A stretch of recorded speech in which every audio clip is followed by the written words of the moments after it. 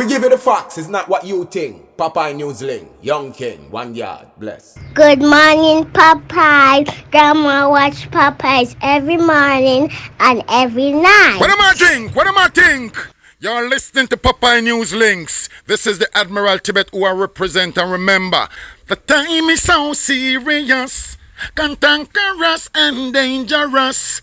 This is Popeye News Links. People of Center, St. Mary and surrounding. Yeah, watch Popeyes, mama. Here is Where I watch?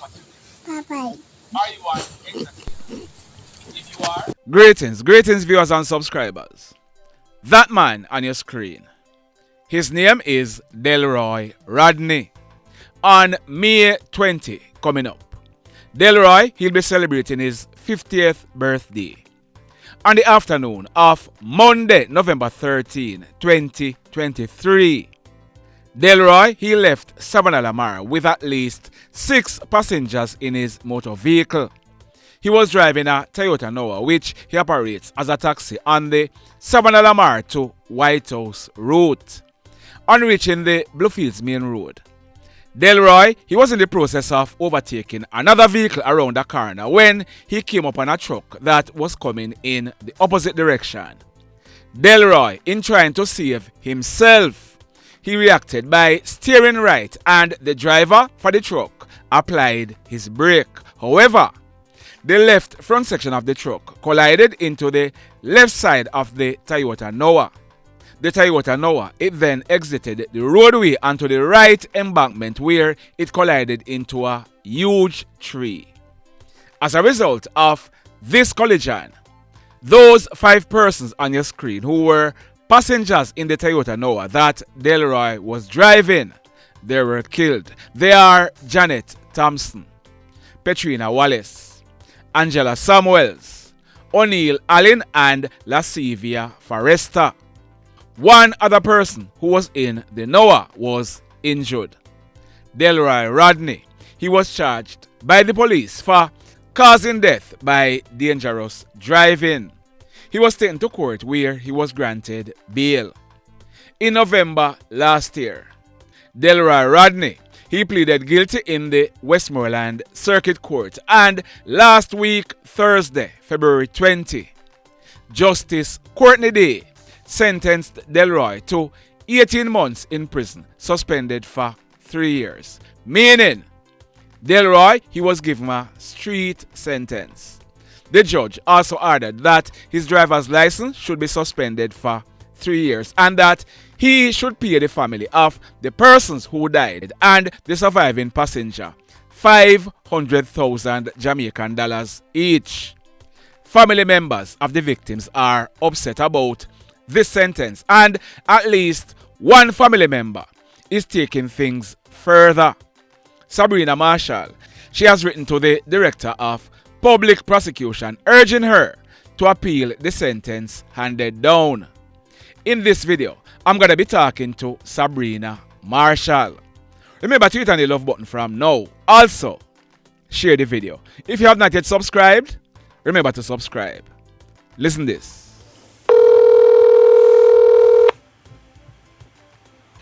Hello. Yeah, how you do? How you do? Afternoon. Good afternoon. So how you do? I'm okay. Given the circumstances. You want to introduce yourself and tell us who you are? Name for the record, Sabrina Marshall, daughter of the deceased Janet Thompson, who lost her life in the vehicular crash on Bluefields Main Road on November 13, 2022. 2023. All right. Sabrina. Firstly, how has this affected you and your family? My condolences, though. How has this affected you and the family? Thank you. To be honest, after the crash, we were devastated. Yes. At one point, it seemed like life stopped there. Yes. The fact that she died leaving a minor, she, of all of us, maybe was affected the most. Mm-hmm. But she, How old is the minor, male or female? female, she was 15 at the time of the Wow. accident. Yes. She's still in high school, and to go through such a grief at that age, many times they do not know how to process such emotions. Yes. And it has been a rough ride for her. But as elder siblings, we have put measures in place because we seek counseling. Yes. And the school in which she attended, the principal also and other teachers made sure that she got counseling while at school. Yes. As well. It had affected her grades for the first 2 terms I can imagine. after the accident. Yeah, I can imagine. Yes. But with extra lessons and us helping out, she had managed to regain her footing. But with this verdict handed down last week, it's like we're back to square one. Yes. All right. Let me just go back before we go to the verdict. Tell me something about your mother, and just tell me something about your mom, so we can better understand. You know. Well, first of all, for those who know my mother, they can confirm what I'm about to say. Yes. My mother is never one to sit down and wait for handouts. That's one. Yes. My mother has always been a hustler, as they would say. Yes. She always finds a way to make sure that we are fed and that we are living in an environment that is suitable for children. Yes. She always supports us in whatever we do. We are all adults, except for the yes. men. Yeah. How much children? 4 of us. Okay. I being the second. Males, But females. 1 son and 3 daughters. Yes. Yeah. Go ahead. And even though we're adults, at any time, if we fall short in anything, whether financially or anything, we could always turn to her. Yes. My mother was the drummer at our church. Oh. She was a member for years. She has cared for her spouse who have been sick for years. Yes. He had a pulmonary embolism, and because of that reason, he cannot work. Oh. And my mother had been caring for him for many years leading up to this accident. And to be honest, he has not been himself since that accident. Yes. All he knew was my mother. They've been together for 33 years. Oh. Wow. And for him to live without her in such a way, in which And is your father? Yeah, it's all your father. His father. Okay. He's my stepfather. He's Yes. the father of other children. Okay. Yes. Yes. And for him to live without her on the basis that she was taken from us because a driver decided to drive carelessly. It is something that I know he will never get over based on his condition right now. His blood pressure had been up and down since that. We have to be monitoring every day. Yes. So it's a constant battle for us who are left behind. Know that my mother is no longer here. The driver, Delroy Rodney, is somebody you knew before this date of the accident? To be honest, I've seen him as a driver before. We normally have our own transportation most times when we are traveling. Yes. So it's not like we have been traveling a lot that we have a lot of encounters with him. But I've seen him on the road, and maybe once or twice. Yes. Maybe members of my family have traveled with him. So on that fateful day, your mom had gone to Saban. What, she was returning home? To be honest, I was with her. Well, because of the business she does. Yes. She buy and sell goods. Yes. And at the time when she began that business, I was working. And the fact that she needed somebody to drive her around, I decided to resign from the job. I just take up the responsibility of taking her. Yes. Because we love to know that she was in good hands. Yes. And I know myself as a driver that is not careless. So I know that she would have been in good hands. Yes. On that fateful day, we left here at 7 o'clock because we had some deliveries in the Negril area. And she and I was on the road from 7 up until about 2 p.m. in the afternoon. Our normal journey would be to do deliveries in the morning and then we'll pick up the same evening in Clarendon. Oh. And that has been a routine for us for 2 years. Yes. Every Monday, that's the routine. Yes. And on that day, an uncle of mine had something to pick up in Clarendon. So he said that, my mom said to me, since I'm going to have company to go in, she's going to stop in Sav and buy some goods for her shop because she have a grocery shop as well. Yes. And then she's going to have my other uncle pick her up in the other vehicle that she owned. That was okay with me because we have done that many times. Yes. So I left her in Sav and I was en route to Clarendon. Oh. When I got the call. Oh, shucks. Yeah, so I tell you. So how did you make it back from Clarendon when you got the call? To be honest, my uncle also held a driver's license. But when we got to Mandeville, I had to get something to eat, so we had switched places. Oh. So she was the one who was driving while I eat. Okay. So when I got the call, we were on the spot waiting on the goods to be delivered to us. And when I got the call, a family member of mine, a cousin, called and said, "Did you hear the news?" And I said, "What news?"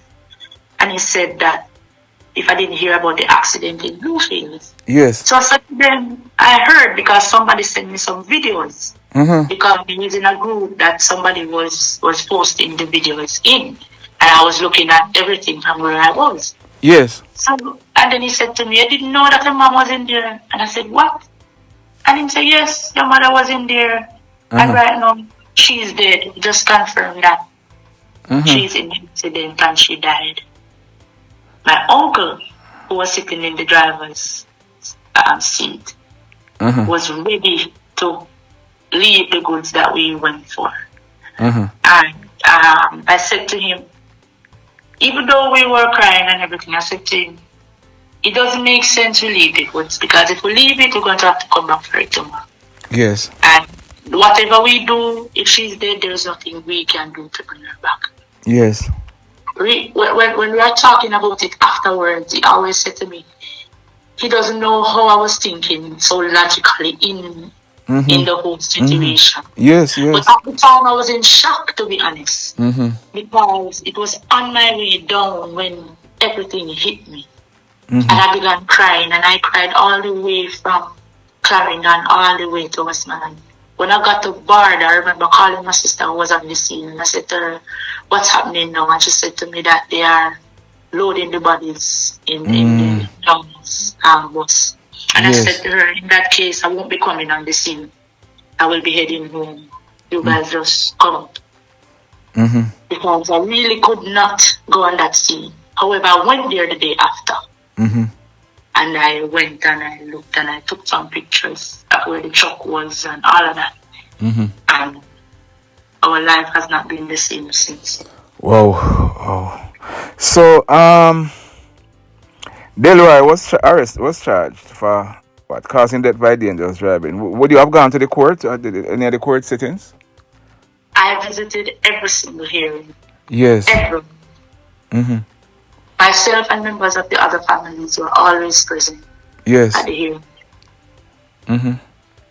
And what was your impression of what was taking place, or what had taken place in the court before we reached the sentencing phase, or the guilty plea? What What was your impression of what was taking place?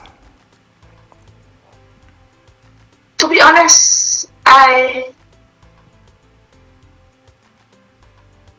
first I would say there's no one who was inside of that court, save his family and friends, who would have expected a verdict like the one that was handed down. You mean a sentencing? Yeah, a sentence. Yes. Uh-huh.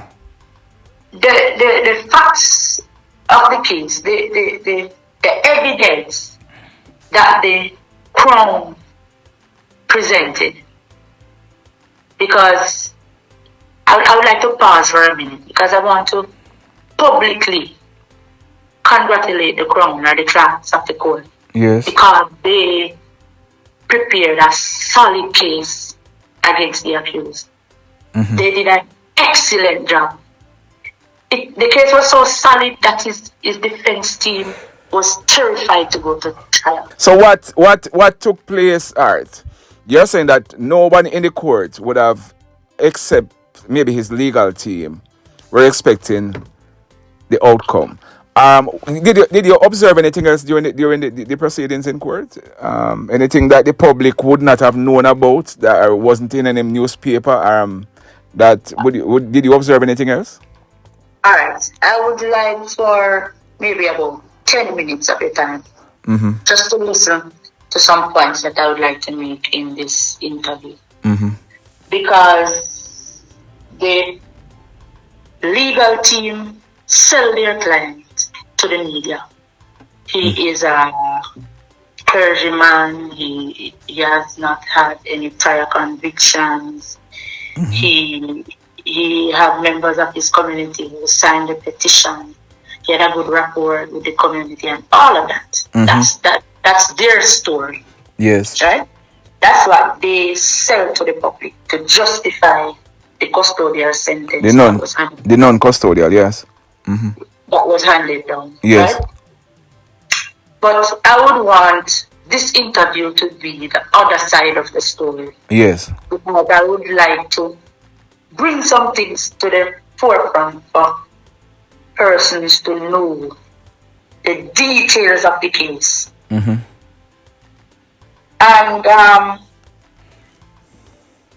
what I want to explain is that anyone on the outside of that courtroom can comment anything. But the person who saw the evidence presented will say something different. And I have 4 points to make. Yes. I hope you'll bear with me for a minute. Let me just tell you what those points are. Yeah, man, go ahead. The first one, or the first piece of evidence that was submitted by the Crown was a black box pulled from the accused vehicle.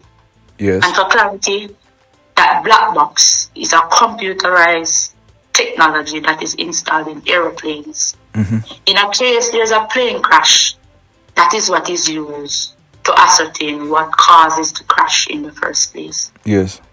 When that black box was pulled from the accused vehicle,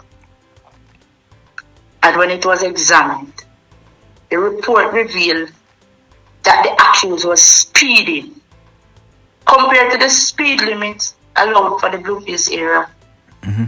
He was speeding, and this can also be confirmed by the case file. Yes. The second piece of evidence submitted by the Crown was his vehicular examination report. It was revealed that the tires on the accused vehicle was worn beyond the braking strips. And I want to pause for a minute because I have an experience about tires on the road. 2 months ago, Papa. Yes. I was en route from Savannah to White House. And upon reaching a section of the Ferris main road, a member of the Transport Authority team pulled my car over. And he asked me for my documents.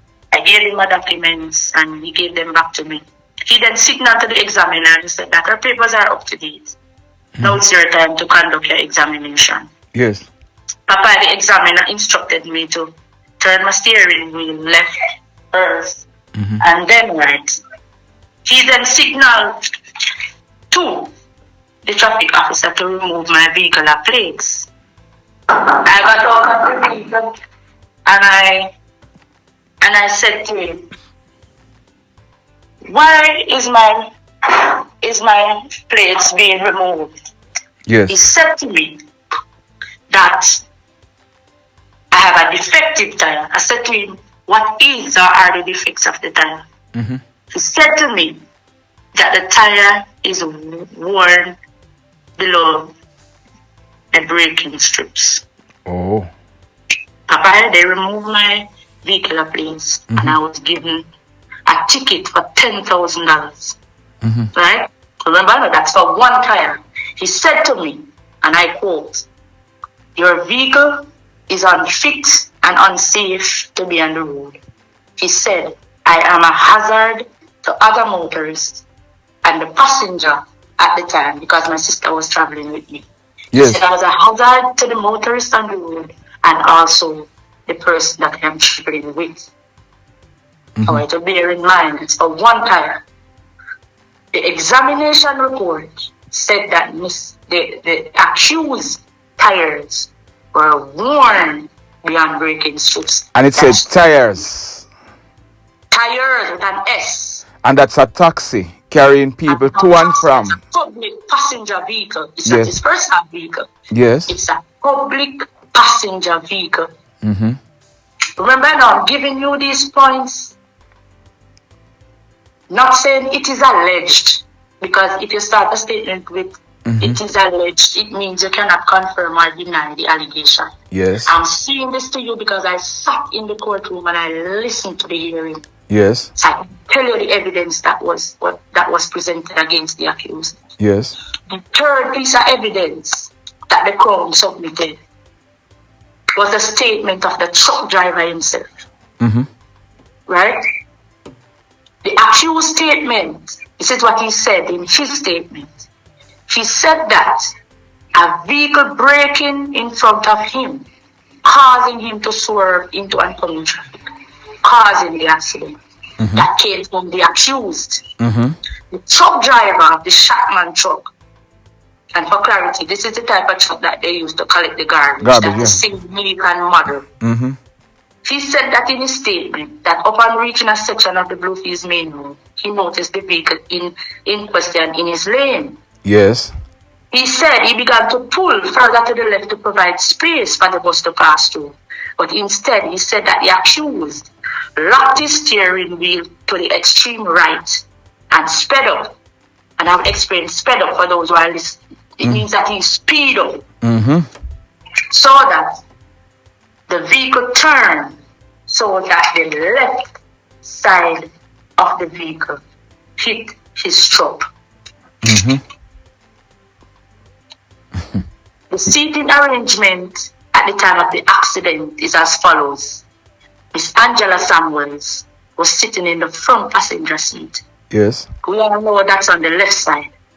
Miss Petrina Wallace was sitting at the left door. And from all indications, my mother, Miss Janet Thompson, was sitting at the left back seat. All three occupants died on impact, while the minor, who was only 15 years old, and Mr. O'Neill Anglin, died at hospital. The fourth and final piece of evidence for this interview is Angela Samuels' face was damaged beyond recognition. If she was to be identified on the scene by her face, you could not ascertain her identity. Her casket could not even be opened on the day of her funeral. That's the excessive damage that her face went through in this accident. And there are other disturbing facts of her body that I will not disclose. Yes. Because of the effects it will have on her family. Yes. But I will disclose every single detail that involves my mother, because I have the right to. And as a next of kin on fire, I can. Yes. I'm giving the facts that the Crown submitted to the judge. Because many persons were not at the hearing, so they do not know these details. Yes. That is why I decided to do this interview this afternoon. Yes. Because I want to paint a picture to everyone, because I saw the social media comments, Papa. And I see a lot of them coming at me for my statement that I made before the courthouse after the hearing. Many saying, go on and claim insurance as if money can fix everything. As if justice should not be served because compensation is in question. So I'm making sure I'm making the public know that they have written to the DPP's office. Yes. Asking for them to use their powers to appeal this case. And I will continue. Let me make the final point that I want to make. And these are the details of my mother's post-mortem. Because the pathologist could not determine what exactly killed her. Because there were blunt force trauma to her whole body. From head to foot. She was crushed. Whoa. Before I give the statement, Papa, about my mother's postmortem, I would like to publicly thank my cousin Daye and Sanderson. She was the one who identified her body before the postmortem. Yes. At the time, the siblings were so distraught. None of us had the strength to do it. Yes. And my cousin rise to the occasion and she went and she did the postmortem. And I want to publicly say thanks to your cause for doing it. She went into the room, Papa, did the identification, and on her way out, we had to run to her aid. She could not stand on her own 2 feet. She could not stop crying. She took almost an hour to regain composure. And when she did, this is what she told us, Papa. And she can be contacted for confirmation. Yeah, man. This was her revelation. She said that my mother's skull was cracked open. She said there was a cut from the top of her head down to her chin. In other words, her face was split in 2 parts. Yes. The damage was so excessive that the funeral home could not reconstruct her features because all her facial bones were dislocated. Oh. There was a slice on her neck, and from all indications, her hands and feet were broken. Yes. Cause of death was blunt force trauma to the body. Such revelation is expected in a Papa. Yes. Given that she was pinned down by the left side of the accused vehicle, caving in on her to the point that she had to be cut from the vehicle. Everyone else could have been removed, but she could not be without cutting her from the vehicle. Yes. And you're telling me with all those evidence and others that I was advised by my legal team not to mention. A judge listened to the testimony of the accused 3 sons, members of his church, and a petition signed by his community, and brushed aside the evidence that strongly suggests and liability accepted by the accused, made a ruling without considering also the families of the deceased. When was it that he pleaded guilty? It was in November. November, and it was put off a sentencing at the... It was put off a sentencing on February 20. Were any other family members of the deceased consulted?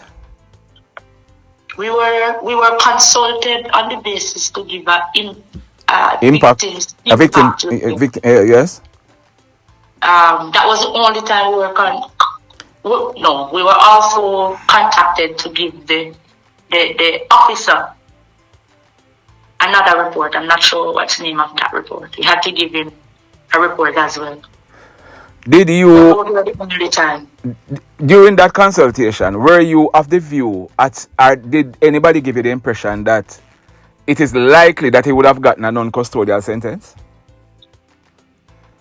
The lady at the court's office that we went to give the victim's impact report. Yes. My brother, I went by myself, but when I called my brother, he said he's going to meet us. However, I told her that he was on his way, and she gave us some time. And he got there, and we both gave our statements. At one point, I think she had said she was giving us all the possibilities. Possibilities, yes. And I think at one point she said that in some cases, and she said that it's rare, but she said in cases, depending on the details of the case, sometimes if it can be proven that it is really an accident, sometimes they would maybe grant a custodial sentence. Non-custodial, yes. But she said non-custodial sentence. But then she said, based on the details of this case, it is highly unlikely. Okay.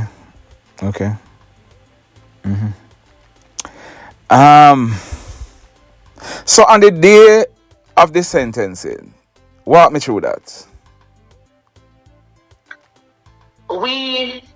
Because we would normally go at 10 for the hearing. We went there at 10. And just for clarity, he was on bail since then. Even when he pleaded guilty, he was still out on bail. He was still out on bail. Okay, yes. Go ahead. We went there at 10. We stayed until about 1, sometime after 1. The investigating officer told us that it will not be called until in the afternoon session. Yes. I asked him at what time. He said between 2 and 3. Yes. However, I had something to do. So I left and I went and did what I had to do. However, I got held up. So I did not make it to the sentencing hearing to hear the full details. Yes. When I got there, it was only maybe a few more minutes left before the verdict was handed down. The sentencing, yes. It was handed down. And I came back downstairs and I stood down there and I waited for the media team to do their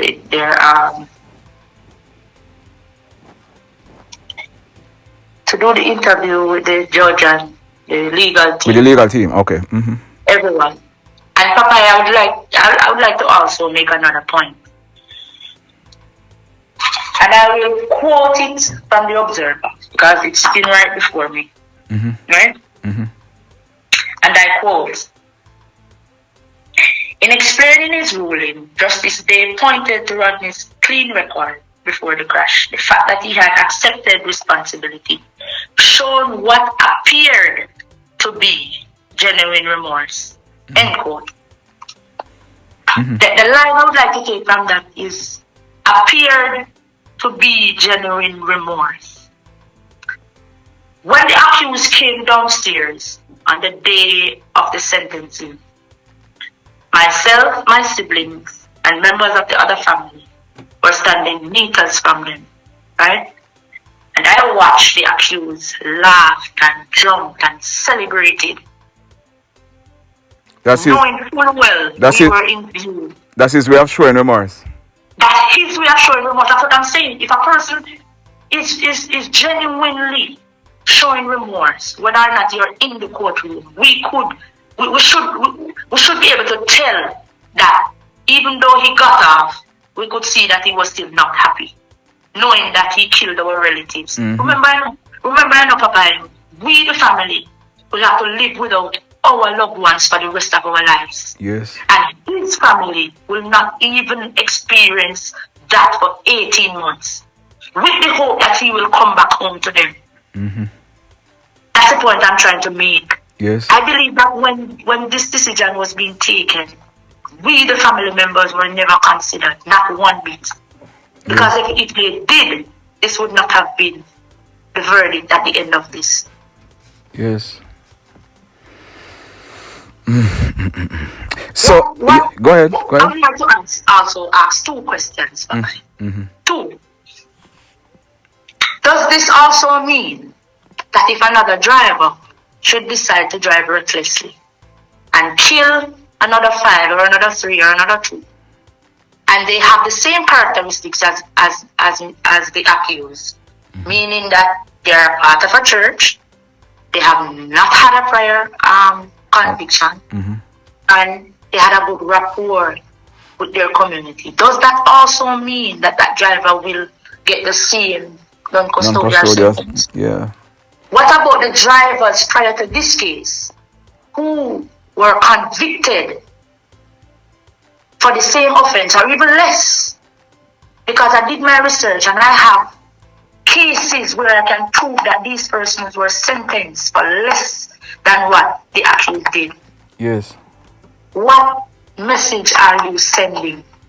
You're telling taxi operators that they have the right to operate a public passenger vehicle recklessly or dangerously, causing the lives of persons that trust them to take them to their destination. And at the end of it, use a testimony of a member of their family and the report in their community and walk free. That is what they are telling them. So the taxi operator who came on the news, the one who gave his record that justice is served, he had all right to say that because the judge gave him the right to say that. Mm-hmm. Mm-hmm. So you wrote a letter to the DPP. Have you gotten any response? My legal team sent the letter via email and also by courier. Because you were advised that the DPP has to file the appeal within a certain time frame, right? Right. How far away are you from that time frame? Well, they said we have 14 days to file the appeal. And it was the 20th of February. And it was the 20th. So you have another, 14 days from. So about the 7th or 6th of March. Thereabout. Okay. And so was receipt acknowledged? I had spoken to my lawyer yesterday afternoon because the package was sent off yesterday. Okay. He confirmed that the package is delivered.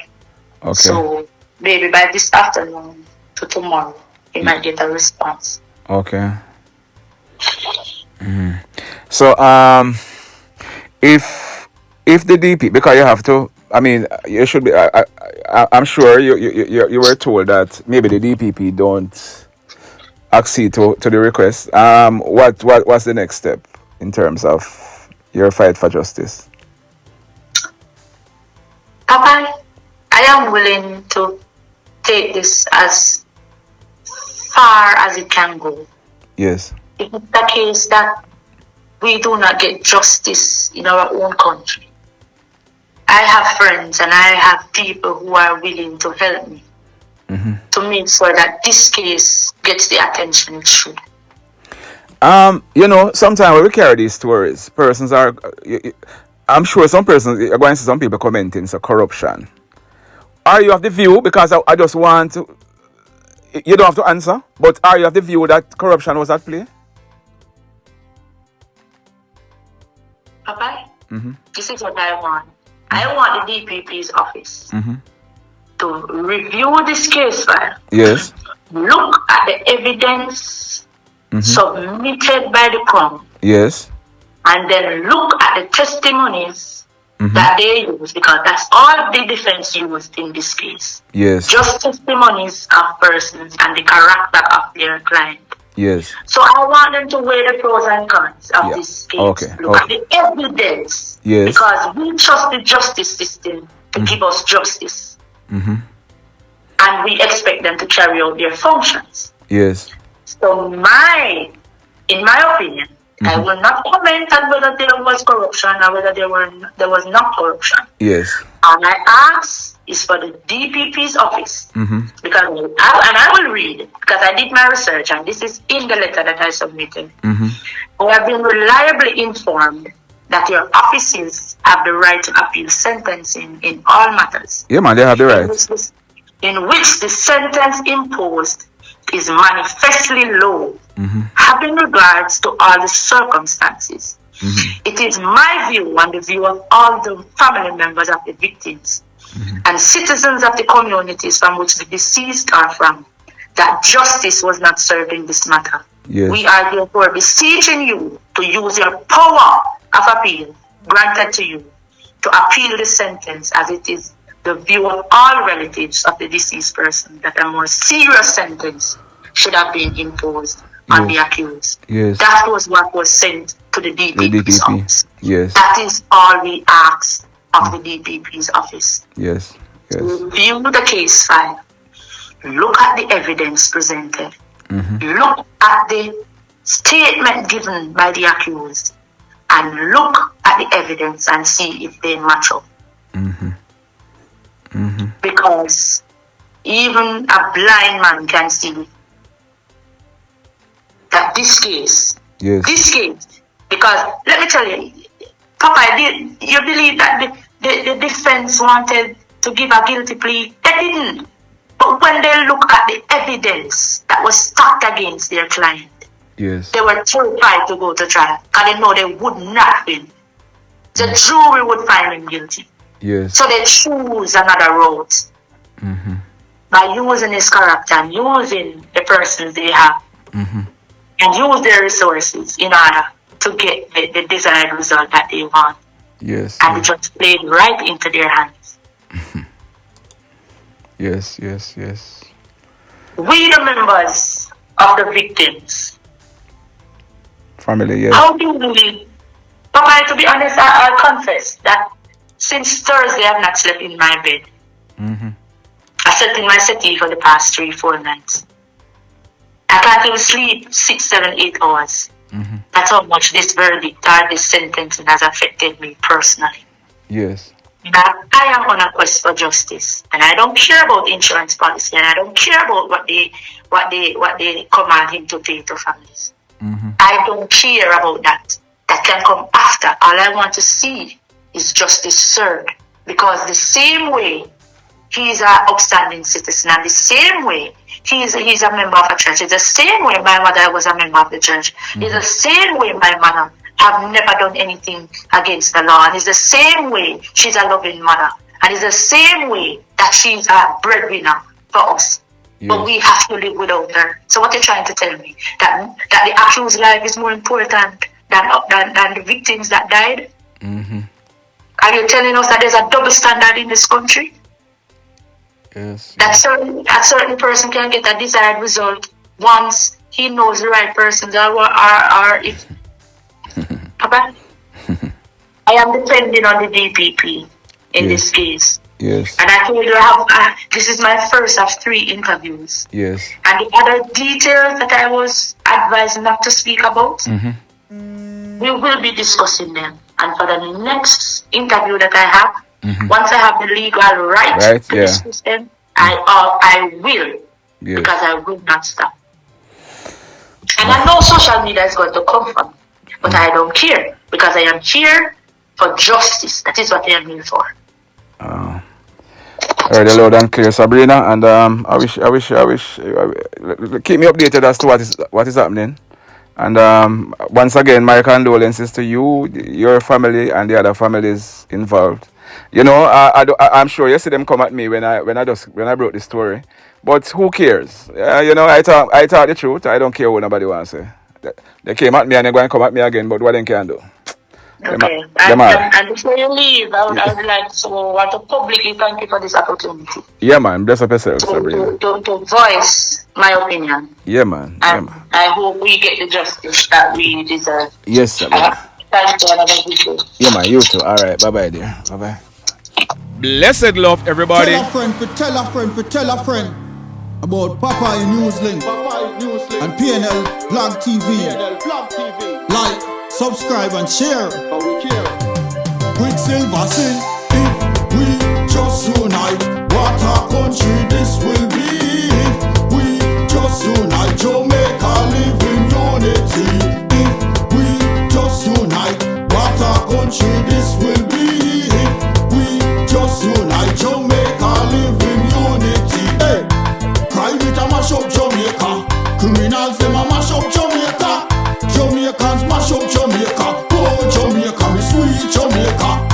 Crime it a mash up Jamaica. Criminals them a mash up Jamaica. Jamaicans mash up Jamaica. Oh Jamaica, me sweet Jamaica.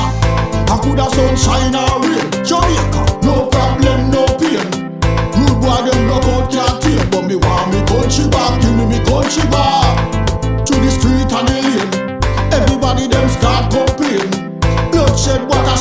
shame, but me want me country back. Give me country back. Crime it a mash up Jamaica. Criminals them a mash up Jamaica. Jamaicans mash up Jamaica. Oh Jamaica, me sweet Jamaica. Crime it a mash up Jamaica. Criminals them a mash up Jamaica. Jamaicans mash up Jamaica. Oh Jamaica, me sweet Jamaica. Jamaica, Jamaica, the land of the sun. Jamaica become now the land of the gun. East and north and south when me turn. Country and town, man a pay blood a run. Murder, don't you baby me hear them a murder. Cut it out, tell them no gonna further.